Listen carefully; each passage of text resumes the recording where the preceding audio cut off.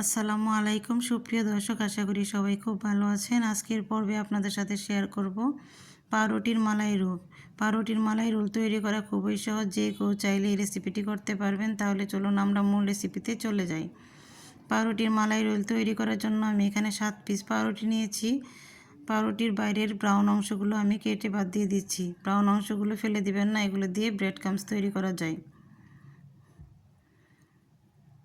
এখন একটা একটা পাউরুটি নিব আর বেলুনের সাহায্যে একটু এরকম চ্যাপ্টা করে বেলে নিব। সবগুলি আমি এরকম বেলে নিয়েছি। এখন পাউরুটির সাইডের যে অমসৃণ অংশগুলো আছে সেগুলো কেটে এরকম বাদ দিয়ে দিচ্ছি।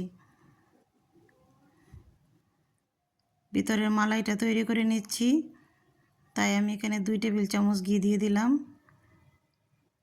আর দিয়ে দিচ্ছি 2 টেবিল চামচ সুজি।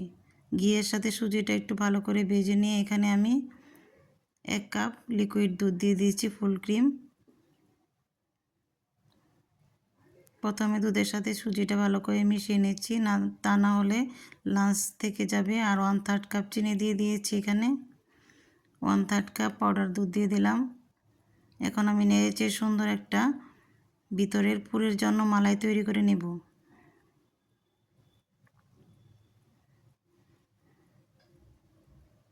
এই তো আমার ভিতরের পুরটা রেডি হয়ে গিয়েছে।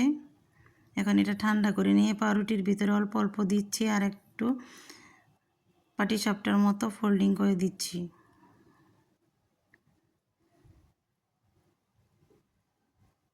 এইভাবে পুর দিয়ে রোল করে নিব। এইভাবে আমি সবগুলো রোল তৈরি করে নিয়েছি।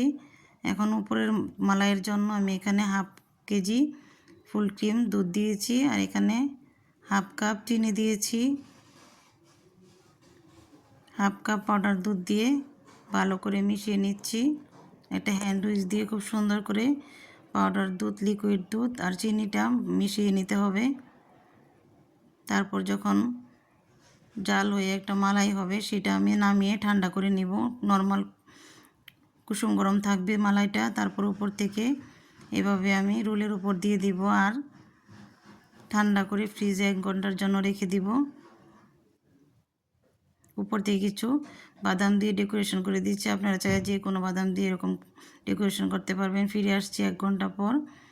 ফ্রিজ থেকে নামিয়ে এনেছি। আমার মালাই রোলগুলো খুবই সুন্দরভাবে দুধ শোষণ করে নিয়েছে এবং উপরেও মালাই ভিতরেও মালাই একটা আপনাদের সাথে কেটে শেয়ার করছি। আপনারা চাইলে রেসিপিটি বাসায় ট্রাই করবেন। যদি ভালো লাগে তাহলে অবশ্যই আমার চ্যানেলটি সাবস্ক্রাইব করবেন আর বেল আইকন বাটনটি প্রেস করে রাখবেন।